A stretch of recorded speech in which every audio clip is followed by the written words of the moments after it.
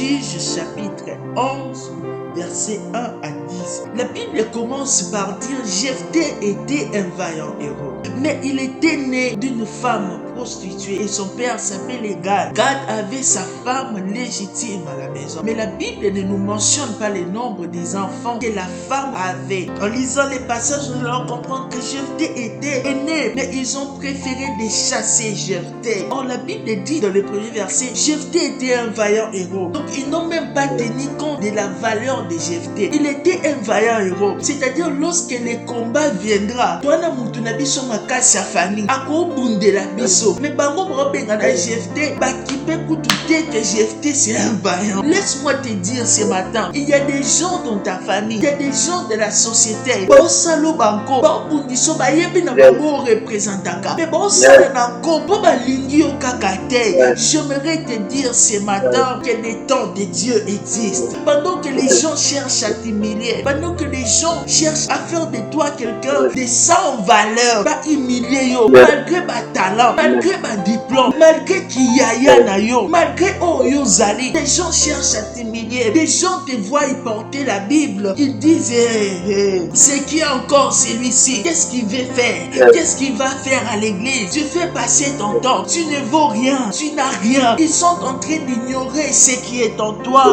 Laisse-moi te dire, dans l'humiliation, Dieu fait éclater sa gloire, dans l'humiliation, Dieu fait éclater sa gloire. La Bible dit ceci, alors que Jephthé était chassé de la maison de son père, Jephthé s'est retrouvé dans le pays des Tob, et dans le pays des Tob, il habitait avec des pauvres. Jephthé qui était un enfant d'une bonne vie, mais il a commencé d'habiter avec les pauvres. Oh mon Dieu, quelle humiliation!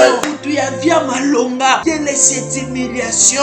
Mais dans l'humiliation, la gloire de Dieu s'éclate. Dans ces ténèbres, la gloire de Dieu s'éclatera. Tu sais, dans la vie, des fois, on se bat. Non, je dois avoir des relations avec des gens qui sont haut gradés. Écoute, la grâce que Dieu a mis en toi fera en sorte que tu puisses monter de niveau. Accepte les pauvres qui sont avec toi, parce que ce sont des gens qui t'aiment de tout leur cœur. Écoute, l'apôtre Paul dit ceci, j'ai appris de vivre dans la dizaine. J'ai aussi appris de vivre dans l'abondance. Dieu a besoin d'éclater une gloire dans ta vie, mais il craint une chose. Si tu n'as pas appris comment on vit avec les pauvres, tu vas négliger les pauvres dans ta gloire. Dieu voit une chose. Si tu ne connais pas comment on vit avec des gens qui n'ont rien, tu auras du mal à prendre soin de tes serviteurs. Jephthé a appris comment honorer les veuves. Jephthé a appris comment vivre avec les orphelins. Jephthé a appris quand tu n'as pas à manger, n'envie pas les choses des gens. Vis avec ce qui est sur ton assiette. Jephthé a appris ça. Et les jours de Dieu,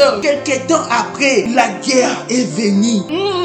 La guerre est venue. La grâce de Jephthé, l'onction de Jephthé, les talents de Jephthé, a commencé à crier. Les anciens de Galaad se sont dit, mais nous avons un combat. Qu'est-ce que nous allons faire? Non, allons supplier Jephthé. Allons supplier Jephthé. Ils viendront. Ils diront, viens, tu seras notre chef. Et t'avais humilié hier. Mais lorsque la gloire de Dieu s'éclatera, ils n'auront pas le pouvoir de t'humilier encore. Parce que la gloire de Dieu s'est éclatée. Dieu fera de toi un homme valeureux. Ainsi parle l'Éternel. De l'humiliation à la gloire.